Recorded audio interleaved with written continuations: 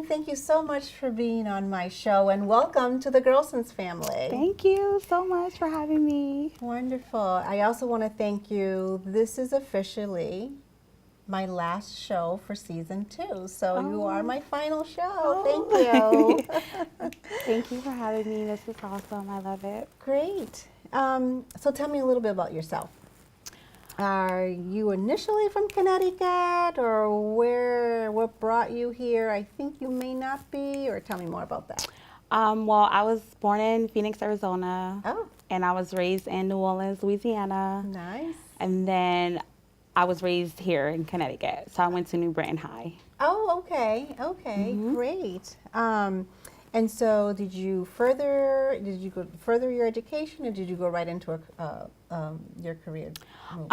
Well, yeah, I did. I went to college. Yes. I got my associates. Yeah. But I had my son. Yes. So I had to like get straight to work. That works, yeah. So I wasn't able to get my bachelor's. Yeah. But that is another goal of mine. Well, we have to talk afterwards, because I got to tell you about my day job. Okay. We might get that done. Okay. All right, great. So who's family? Who do you consider family, or who is your family? You said son, so who else? Yeah, makes up my your kids family? are like my everything. Yeah. I have 2 boys, 10 and 5. So sweet. And then like my immediate family here in Connecticut.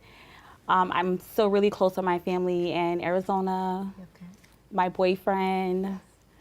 I have friends that are family. For me, I feel like family is not who you're born into. Family is the people that you're the closest to, That's right. and you consider them family. That's right. They're not always tied genetically. Yes. So we mentioned earlier that you are the owner of Juicy J Juice Bar. Yep. But what did you do before that? So before that, well, I've always been in like customer service, retail, business or industry. So I guess I was always good at that, you know, just customer service, waitressing. So I just stuck with it, and it paid the bills. Yeah. So before I started Juicy J Juice Bar, I was a manager at a restaurant. Okay. Yep. Okay, great. So you had like that background experience Yeah. already. Wonderful. So getting right into the nitty gritty, I view you as one of many layoff success stories. Okay, because I know eventually the position that you had prior to the juice bar, you were laid off. Yeah. Correct. Okay. Many of us have been in your shoes. I do believe that we need to allow ourselves that time to sleep it out, to cry it out, you know, do what we have to do to close that chapter. Right. But then we have a choice. Right. We have a choice to either continue to sulk or just reinvent ourselves. Right. And it appears that you took your layoff very hard initially. So to the point where you even tapped into possibly like major depression. Yeah. Rightfully so. Right. Rightfully so. So did you feel a sense of failure, or what drove you to that? Well, yeah, I did. I mean, I had my whole life like planned out. I accepted that even though like I've always had like big dreams, aspirations, I just accepted my life. Like I'm like 2 kids in, so I'm like, okay, I need stability, you know, want to have a house for my boys. So I had like everything planned out, like, okay, I'm gonna just keep moving up on the ladder with this company and get my house in a certain time period and do this and do that, you know, with the job position that I had. Of course. So when I lost it, I was like, oh my God, what am I gonna do? I just like really felt like I failed, like, you know, I wasn't really hitting my potential. Correct. So I fell really, you know, deep into a depression. really dark. It was like really dark time. And I'm a stress eater. Okay. So, well, not as much as before, Sure. because now like I choose to do more healthier options. But before I was really bad, and like I just would just think about things, and then Right. eat. And many of us are. So Yeah. just naturally. So put layoff on top of that, Right. forget it, right? Right. Sort of hit the jackpot with that. So I totally can sympathize with you. So how did you manage your free time during that time? So a couple months in my layoff, I, was just all over the place. And I wasn't for sure, but I always just had it. And it was kind of like a coincidence anyways, because prior to my layoff, I was so unhappy, like at my job. So even though I committed myself and I was like, I'm gonna stick through this for how many years, I was still unhappy at the end of the day. I would, I loved the customers loved me, but just the overall work, Sure. I just felt like I'm not doing what, it was meant for me to do here on this earth. So I would go into work and just be like, like, I don't want to be here. I would say to myself. Sure. The motivation was not there. Right. So, then the layoff happened. So then, of course, the first thing you think is just like, oh my God, what am I going to do? Right. I failed, I did something wrong. Sure. And, but after a while, I just started to be real with myself. And I just was like, okay, this is what I wanted anyways. I wasn't really happy. Right. So now what am I going to do with myself? Right. So that was a journey. So that took, like a month or two to figure out like, okay, what it is that I want to do. Because I guess, I'm 30 something now. Yeah. So like in life, you get to a point where like when you're so unhappy for so long, you're like, I don't care about money. I don't care about, I want to live life free and be happy in like what I'm doing every day. So what was that pivotal point? Like what woke you up out of that state of mind, that state of being sad and being depressed, and said, and you brushed yourself off and said, I'm going to reinvent myself? Well, I don't stay down for long. Okay. So that's the quality that I have about myself that I know. So like I'll go through things, but I'll always be like, okay. Bounce back. Yeah, quickly. I'm a solution person. Okay. So I'm like, okay, if there's a problem, let's talk about it so we can move forward and find a solution. So after a while, I was like, okay, enough is enough. Good. What are you gonna do? Like, we gotta get to work. Right. I got my kids to take care of. Bills are coming in. Right. So I'm like, okay, reality. Reality check, right? Yeah. Right. So I'm like, okay. So now you get to the, the reality of, okay, Yeah. you want to do something that makes you happy, Yeah. but you got bills. Like, you still got to pay your bills Right. and take care of your family. Yeah. So you have to find something that both things can happen. Correct. You're happy and, it can provide a living for your family. Okay. So who were your supporters? Like when you woke up from that state of mind and you're like, wait a minute, the bills are coming in, I have 2 mouths to feed. You did it for yourself, but one isn't always alone. So Right. who were your supporters? Or Support system. I'm a believer in a higher power. yes. So that's why I grew up.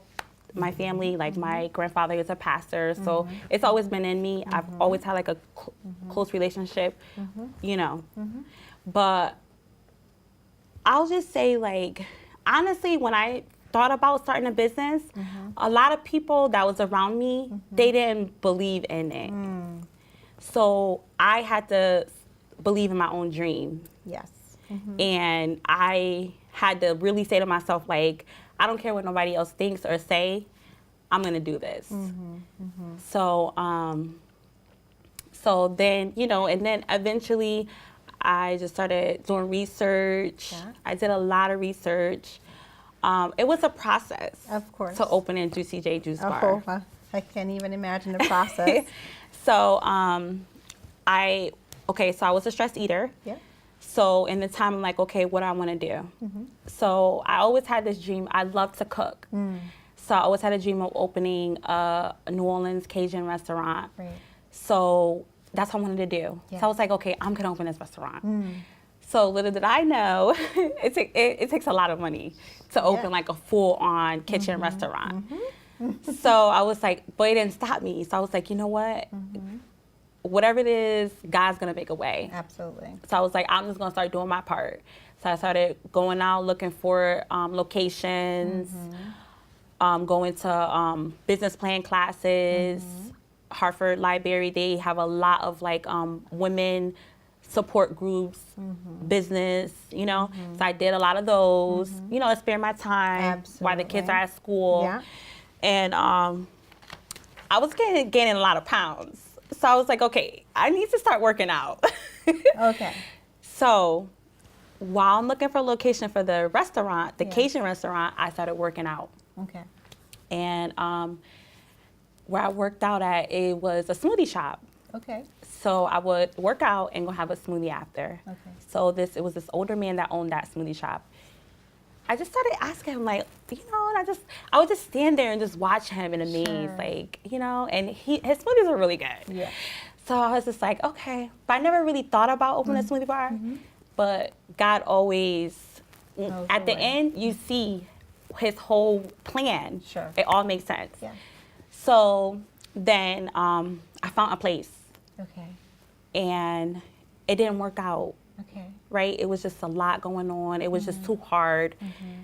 And I just was praying. And one day I was driving on the highway, and I was just coming from the location, and I was like, okay, I'm gonna let this place go, try to find another place. Okay.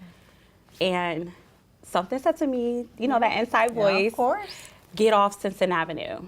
Okay. So I got off Simpson Avenue. Okay. And I just was following, like, I didn't know where I was going. Like, honestly, I didn't know where I was going. I was just driving.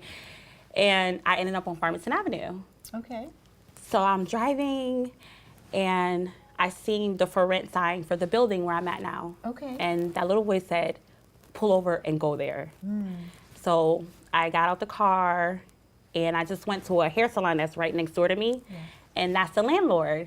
But I didn't know at the time. Okay. So I was like, who's selling this place? Whose place is this? I want to take a look at it. And my landlord was like, you want it, you can have it. Wow. So this my family, we're all, believers in God. So I always knew that, like, if it's meant for you, it's just, doors are just going to open. Exactly. It's going to be yes. Exactly. So I was just like, okay.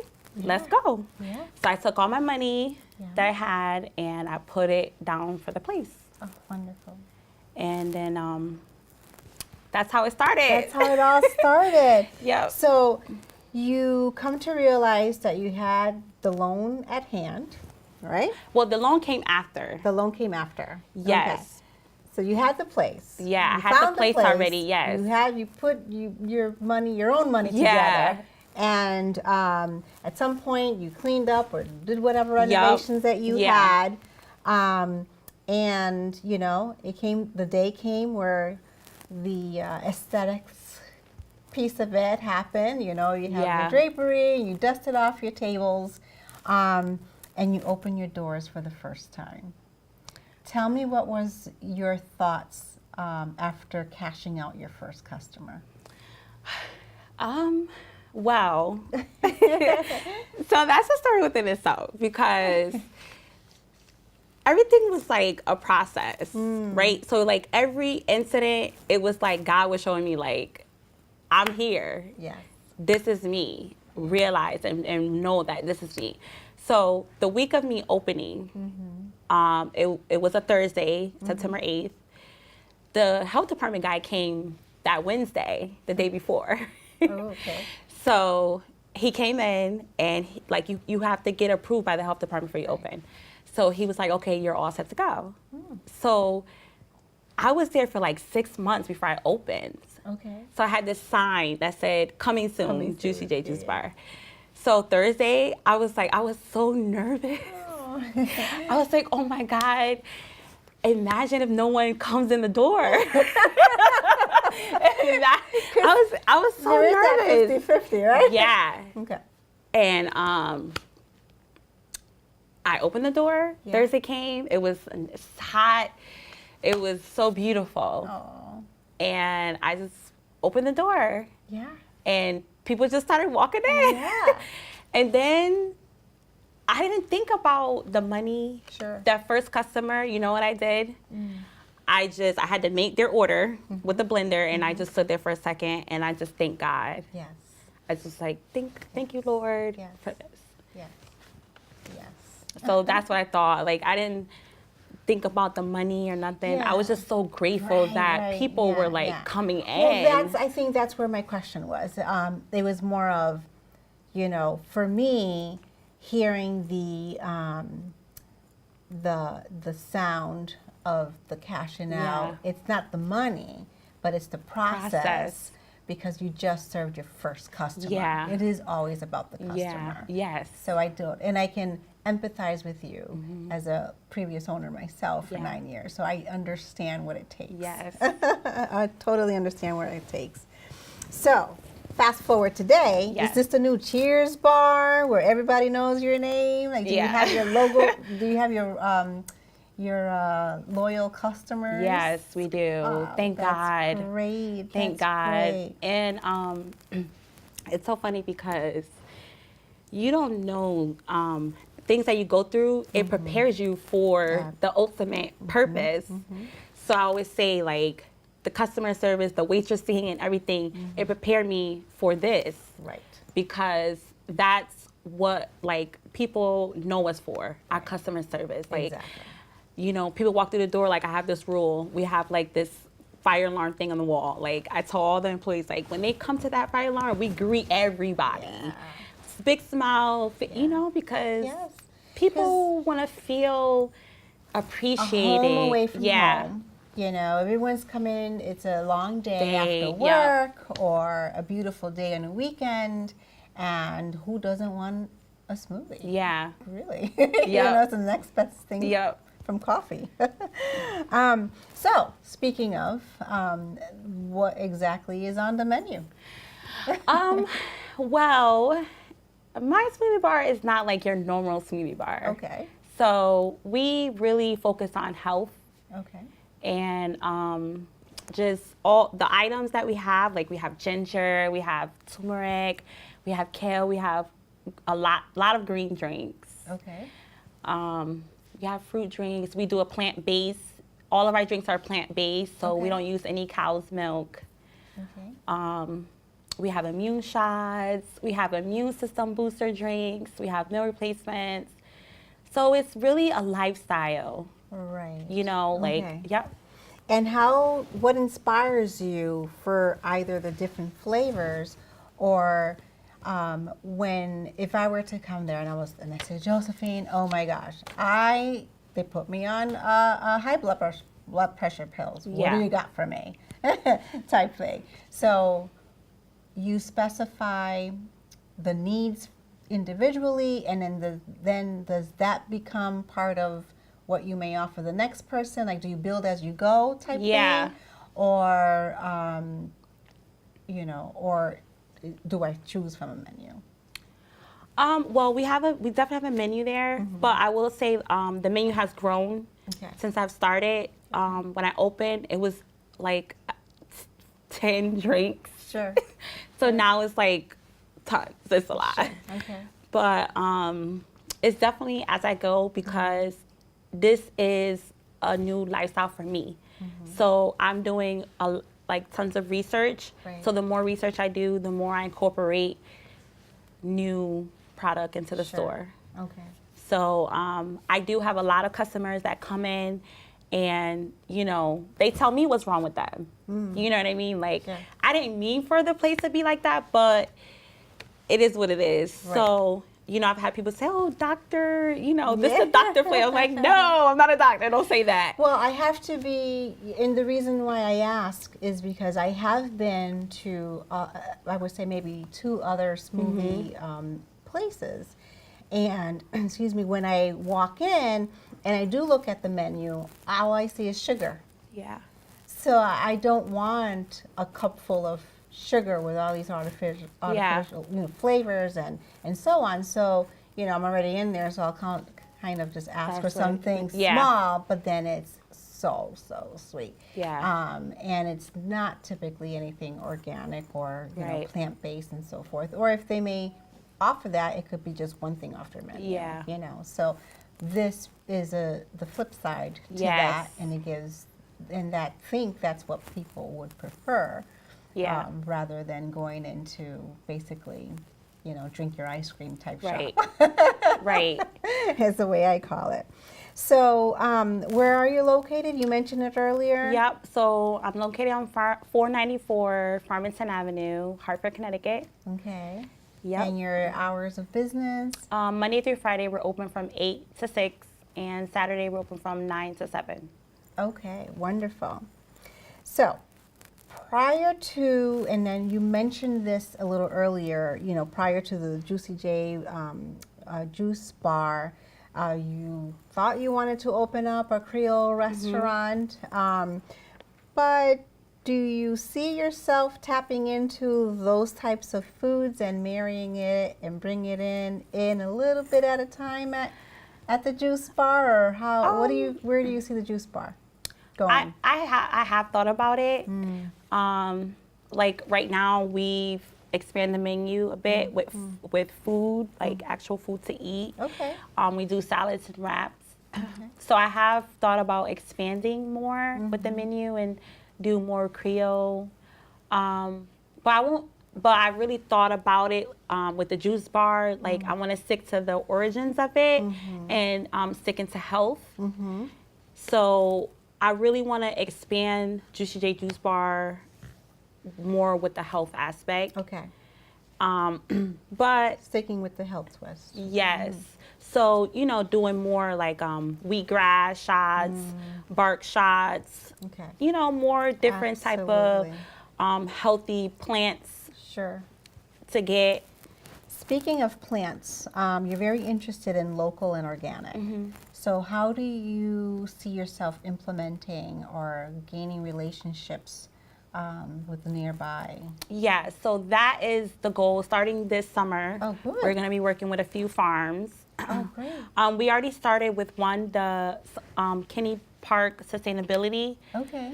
Farm. Okay. You can actually get there from Windsor Avenue. Okay. It's real tiny, but it's a good experience. Like I've taken my sons there. Sure. You could pick your own vegetables. The farmer guy, he gives you a lot of knowledge about how to farm, when to farm, and that sorts. But as we grow, I want to work with, you know, more farms to get 100% all of the fruits and vegetables coming from the farm. If not in Connecticut, then nearby states. So we want to try to keep it like really local. Yes. But I really want to support the agriculture industry Yes. because, not to get off topic, but on a larger scale, agriculture is really important, you know, with the climate change and the way that the food industry is going, like everything is so processed, you know, because especially on the Western diet, America's diet, everyone is like always on the go. So we want food quick and fast. Correct. So that that produces more processed food. So that means that it's pushing out more of the farm and the agriculture industry. So I think it's important, especially like for our kids and their kids, you know, like to learn how to plant our own food and, you know, how to pick our food and what these fruits and vegetables can do. Like fruits and vegetables can actually heal us. But a lot of us don't know that. Right. So. And there is that stereotype when we talk about cultural. Yes. Or, you know, our cultural demons, as I call it, you know, what we're used to, what our grandparents, and so forth. So I love that. Where do you see Juicy J in the next 5 years? In the next 5 years, I see. Or ultimately, give it 10. Where do you see Juicy J going?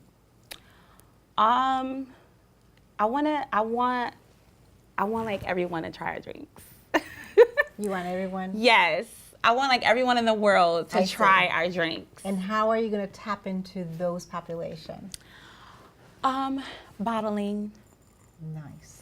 Finding a natural way to bottle because, you know, I don't like to talk bad about any other companies, but sometimes, you know, like another thing I learned is everything that says that is natural or organic is not. Right. So you have to like look beyond that, you know, that face and turn the product around and look at the ingredients. Right. And it would tell you exactly what's in it. So I want to find a way to bottle the drinks naturally and have the world, because I feel like the drinks that we make at Juicy J Juice Bar is awesome. I've tried a lot of smoothies in different places, not just in Connecticut, but in other places, and it's a different taste, and it's real fresh and natural. I would like to see a franchise. Yeah. That's what I'd like to see. Yeah. You know, you franchising it out. Going back to how we started the show, what message do you have for anyone who may be down in their luck, either not motivated in their jobs or find themselves laid off? But specifically, what message do you have for women who, I pose that question and I will add, who just, you know, are thinking about of opening up their own business? A message. I could just say, like, from my experience, Absolutely. don't give up. Don't give up. Don't give up, because that point where you're like, you're low, like you're at your lowest of your lowest you ever been, like it's embarrassing, you know, sometimes, like, especially with society now, social media and friends and family, and you know, you probably was like up here and then you lost your job or whatever whatever the case is. You like don't give up. You gotta just keep moving forward, because if you stay there, you're gonna be stuck there. But if you keep moving forward, that's gonna be nothing. You're gonna be like, why was I even stressing about Thinking about that. And then if you keep moving forward, good things are gonna start happening. And another thing, always stay positive. Like, even if it's the worst situation, like, you have to say, like, you gotta find something about that situation and stay positive, because your words are powerful. And sometimes everybody could not believe you, could not believe in what you see or the vision that God gave you in your head. So you have to believe, like, you have to, like, be like, I don't care, you know, in yourself, and just keep moving forward. As I like to say, you have to be your own advocate. Yes. You know, you have to be your own cheerleader until you find that person who authentically would want to support you in the process. And another thing is that's very important that I learned. I look back, the grit of the grind. Like, if you gotta be up at 5, 6, or whatever time just to get certain things done, or say, like, okay, for example, I was like, okay, 93.7, right? Everybody knows 93.7. They, the guy on there, DJ Buck, he was saying how he was sick that morning. So I was like, oh my God, like, that would be so awesome for them to shout us out. I got immune shots, like, the immune shots are banging, they're gonna make him feel better. You know, but I was at the shop. I didn't have nobody there, no employee, nothing. I had to stay there. You know, I can't close my door to go, you know?